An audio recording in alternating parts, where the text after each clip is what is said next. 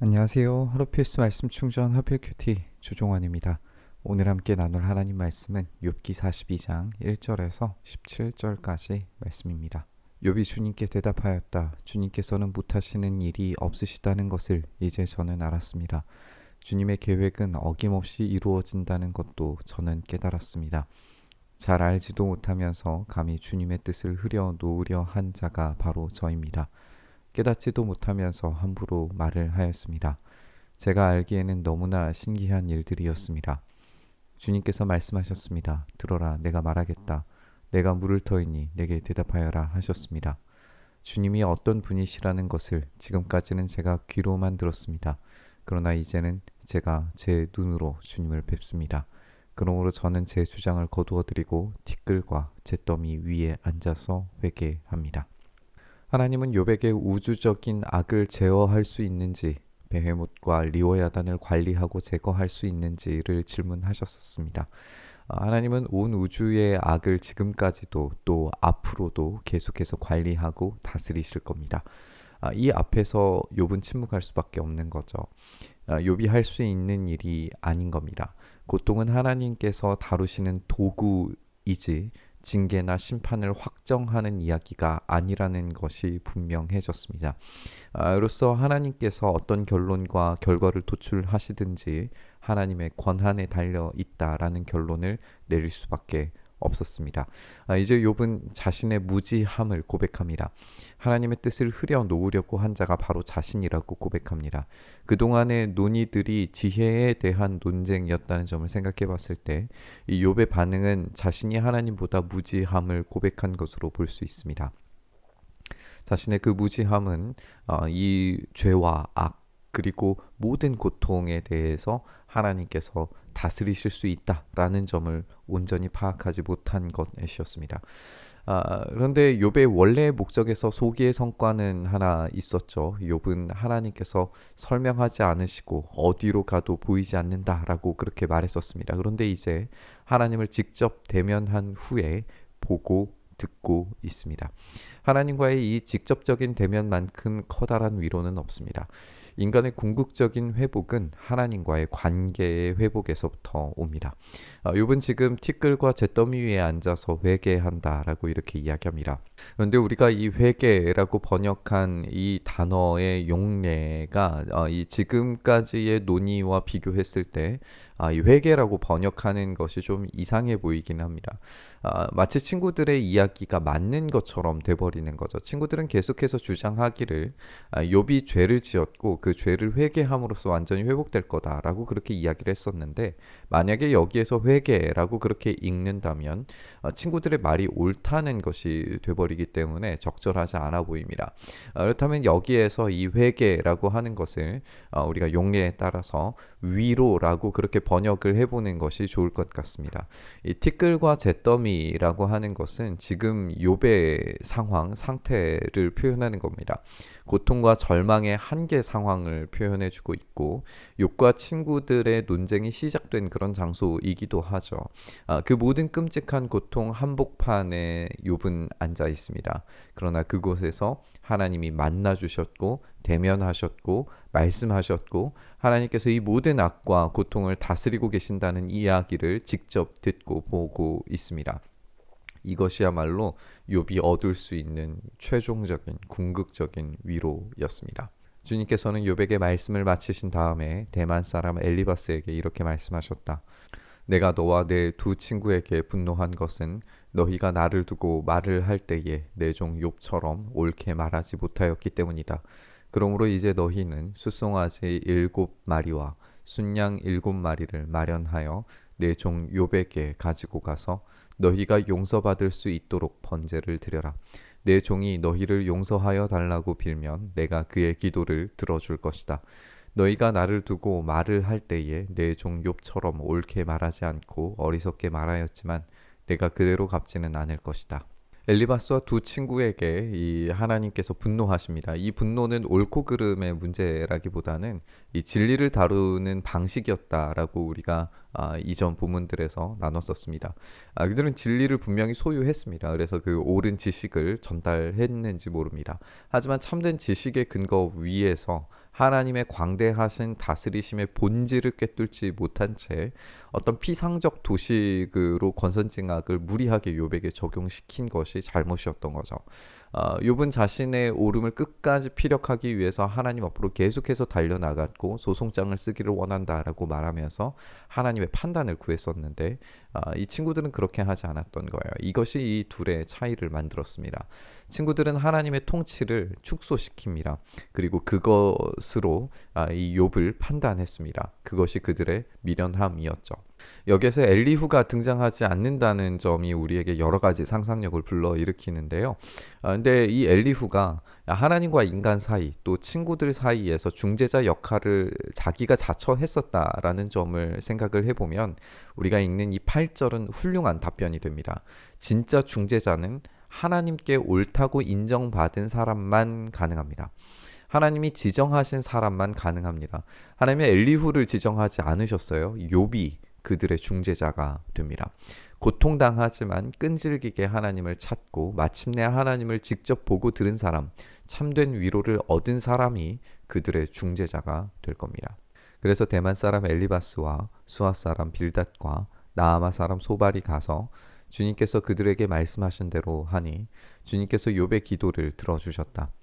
욥이 주님께 자기 친구들을 용서해 달라고 기도를 드리고 난 다음에 주님께서 욥의 재산을 회복시켜 주셨는데 욥이 이전에 가졌던 모든 것보다 배나 더 돌려주셨다. 그러자 그의 모든 형제와 자매와 전부터 그를 아는 친구들이 다 그를 찾아와 그의 집에서 그와 함께 기뻐하면서 먹고 마셨다. 그들은 주님께서 그에게 내리신 그 모든 재앙을 생각하면서 그를 동정하기도 하고 또 위로하기도 하였다. 그러면서 그들은 저마다 그에게 돈을 주기도 하고 금반지를 끼워 주기도 하였다. 욥의 회복은 이 중재자의 역할을 감당하기 시작하면서부터입니다. 그리고 그 회복은 정확히 2배가 되는 것을 우리가 확인하게 될 겁니다. 여기서 하나님께 온전히 회개하고 돌이키면 2배의 물질적인 복을 얻게 될 것이라고 적용하는 것은 이 친구들의 잘못을 그대로 답습하는 것이 되고 맙니다. 이것은 하나님께서 하시는 일의 하나의 예시일 뿐입니다. 하나님께서 모든 고통을 실제로 다스리시고 관리하시고 복구시키실 뿐만 아니라 더 넘치게 하실 수 있는 무한한 능력을 가지셨다는 점을 보여주는 예시입니다. 이것이 하나의 공식이 아니라는 점을 우리가 좀 기억해야 됩니다. 어쨌든 이 욥의 회복은 하나님의 주권적인 사항이었습니다. 그것보다 더 중요한 것은 욥이 자신을 공격했던 친구들을 정말로 축복하면서 기도했다라는 사실입니다. 욥을 향해서 온갖 비난과 인신 공격을 감행했던 이 친구들을 위해서 욥은 기꺼이 용서하고 예배합니다.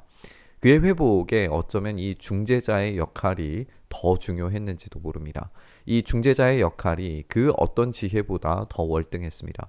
그리고 그 중재자의 역할이 가진 본질이 사랑이었습니다. 그리고 그 사랑을 통해 공동체가 회복되는 것을 보게 됩니다. 주님께서 욥의 말년에 이전보다 더 많은 복을 주셔서 욥이 양을 14,000마리, 낙타를 6,000마리, 소를 1,000결이, 나귀를 1,000마리나 거느리게 하셨다. 그리고 그는 아들 7과 딸 3을 낳았다. 첫째 딸은 여미마, 둘째 딸은 그시야, 셋째 딸은 게렌합북이라고 불렀다. 땅 위에 어디에서도 욥의 딸들처럼 아리따운 여자를 찾아볼 수 없었다. 더욱이 그들의 아버지는 오라비들에게 준 것과 똑같이 딸들에게도 유산을 물려주었다. 그 뒤에 욥은 140년을 살면서 그의 아들과 손자 4대를 보았다. 욥은 이렇게 오래 살다가 세상을 떠났다. 욥은 재물이 2배가 되는 축복을 받습니다. 하지만 재물은 결코 이 인격적인 존재가 될 수 없습니다. 그저 비인격적인 것이기 때문에 2배가 되는 것이 어색하지 않습니다. 하지만 생명이 한번 이 땅에 태어나고 죽는 것은 어떤 존재를 삭제시키는 것이 아니기 때문에 이전의 자녀들이 죽었더라도 욥에게는 여전히 아픈 기억으로 생생히 살아있는 자녀들이었을 겁니다. 그런 측면에서 욥의 새로운 자녀들 10명이 등장하는 것은 지금 현재의 이 욥의 이후의 상황에서는 10명이지만 욥의 마음속에는 20명의 자녀가 남아 있었을 겁니다. 자녀들의 월등히 더 나은 모습은 이 딸들의 이름이 등장한다라는 겁니다. 그녀들은 탁월한 아름다움과 당시 기준에서 엄청난 유산을 받으면서 살 수 있었던 마치 이 공주 같은 존재들이었을 겁니다. 결말에 이르러서 이 욥은 장수했죠. 이 140년을 살았다라고 설명되는데 이 70이라고 하는 완전수의 결합의 두 배를 생각해 보면 이 140년이 나옵니다. 이로써 이 욥의 수명 또한 두 배가 되었다라는 것을 이제 알 수 있습니다. 우리는 이렇게 마지막 엔딩에서 이 욥의 완전하고 넘치는 복을 보면서 흐뭇하게 욥기를 덮을 수 있게 됩니다. 하나님은 욥을 비극적으로 두지 않으시고 신원하셨고 억울함을 되돌이키셨습니다. 복도 주셨고 장수하게 만드셨습니다. 중재자의 역할을 감당함으로써 공동체를 회복하게 만드셨습니다. 하나님이 주실 수 있는 것들은 다 주신 것 같은 그런 느낌이 듭니다. 하지만 우리가 인정하다시피 우리는 이 모든 결과물들이 아직은 이 세상 속에서 일어나고 있는 것들이라는 사실을 보게 됩니다. 타락하고 오염된 이 땅의 세계, 이 세상에서 이 풍요로움은 결코 영원한 지속성을 가지지 못합니다. 일정 시간의 한계를 가지고 제한된 영역에서 누릴 수 있는 것들입니다. 욥이 중재자 역할을 통해서 이 세상 속에서 회복을 경험했다는 설명이 어느 정도 한계를 가진 회복이었다라는 점을 우리가 좀 생각해 봤으면 좋겠습니다. 왜냐하면 우리에게 궁극적인 중재자 역할을 하신 분, 우리의 모든 오류와 잘못을 용서하시고 기꺼이 자신을 제물로 드려서 완전한 화해를 이루신 분, 참된 지혜이시고 궁극적인 악의 괴물 사망을 무찌르신 우리 주님 예수 그리스도께서는 이 무궁한 회복을 이 세상에 한계 있는 것들이 아니라 새로운 세상의 영원한 것들로 제공해 주실 것이기 때문입니다. 그래서 이 땅에서의 욥과 같은 두 배의 축복을 바라는 것은 이 친구들의 잘못을 반복하는 것일 뿐입니다. 우리가 진짜 바라야 하는 것은 하나님의 주권적인 통치를 통해서 우리의 영원한 삶 속에서 지금의 것과는 비교할 수조차 없는 영광스러운 것들로 우리의 삶을 채워주시리라는 진짜 소망을 가져야 되는 줄 믿습니다. 오늘 말씀 묵상하면서 이 최종적인 회복과 소망, 우리 주님의 오셔서 다스리시는 것을 그냥 소문으로 듣던 것에서 그치지 않고 직접 눈으로 보게 될 날이 어서 오기를 바라고 소망하면서 묵상의 자리로 나아가시죠. 주님, 그렇습니다. 주님, 우리가 듣기만 해도 가슴 설레며 떨리는 이 일들이 우리의 눈으로 직접 보게 되는 그 마지막 때가 속히 오기를 소망합니다. 요한계시록을 통하여서 우리에게 말씀하신 것처럼 어느 때까지입니까? 그렇게 눈물을 흘리며 기도하는 우리의 기도의 향이 주님께 여전히 상달되고 있는 줄 우리가 믿음으로 바라보고 붙들며 우리의 소송장을 들고 주님 앞에 나아가오니 참된 중재자이신 주님, 우리를 중재하셔서 우리의 아픔과 우리의 고통과 우리의 눈물과 한숨이 변하여 영원한 것으로 바꾸시는, 채우시는 주님을 온전히 경험할 수 있도록 주여 속히 일하여 주시옵소서. 속히 우리에게 오셔서 그 영원한 것들로 우리의 삶을 채워 주시옵소서. 간절히 바라고 소망하며 우리 주님 예수님 이름으로 기도드리옵나이다.